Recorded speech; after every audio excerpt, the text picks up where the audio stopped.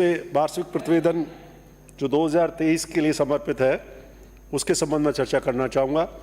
मैं कोई बहुत ज़्यादा लंबी बात नहीं करूँगा, मैं केवल बेसिक जो स्ट्रक्चर है लोकायुक्त की जो परिकल्पना की गई है, और वो परिकल्पना इसलिए की गई थी कि जो सार्वजनिक जीवन में जो भ्रष्टाचार है उसको कैसे ख़त्म किया जाए, कैसे नियंत्रण किया जाए, कैसे उसको अंकुश लगाया जाए।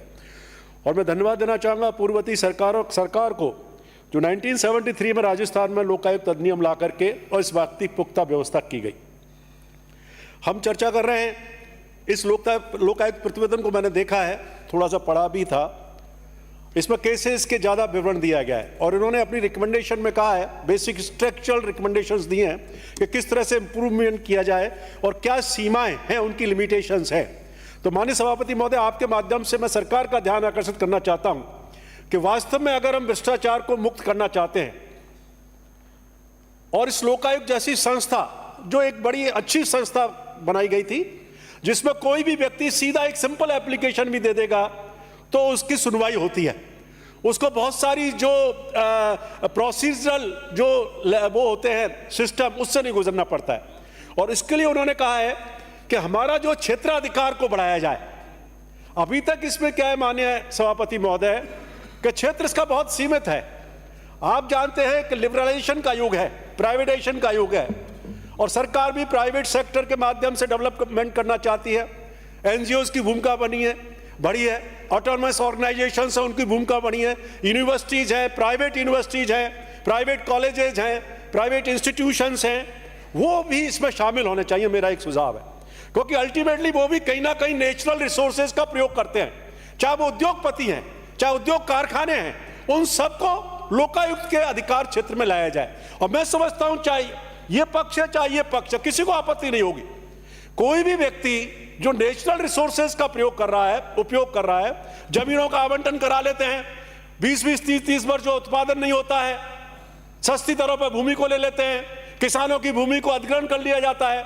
तो एक तो मेरा सुझाव यह है कि इसमें निगम, विश्वविद्यालय, NGO, local body, panchayat system, वो भी इंस्टीट्यूशंस प्लस प्राइवेट सेक्टर भी, उसको भी इसमें शामिल किया जाए तो एक बहुत बड़ा एक प्रयास होगा सरकार का। दूसरा, इसमें क्या है, आम आदमी को तो अधिकार है शिकायत करने का, लेकिन पब्लिक सर्वेंट इसमें शिकायत नहीं कर सकता।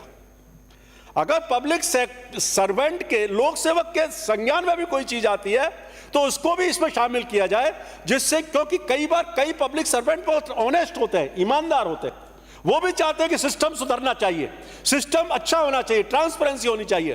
तो अगर लोक सेवक भी कोई अगर शिकायत करना चाहता है तो वो भी शामिल किया जाए। तीसरा, जो मैं हरिमोहन जी शर्मा जी की बात से भी सहमत हूं, जिस तरह से ईडी, सीबीआई, इन लोगों को अधिकार है सर्च और सीजर का, वो भी अधिकार लोकायुक्त को मिलना चाहिए। और इसके लिए एक विशेष पुलिस इकाई का गठन करना चाहिए जो डायरेक्ट लोकायुक्त के नियंत्रण में काम करे।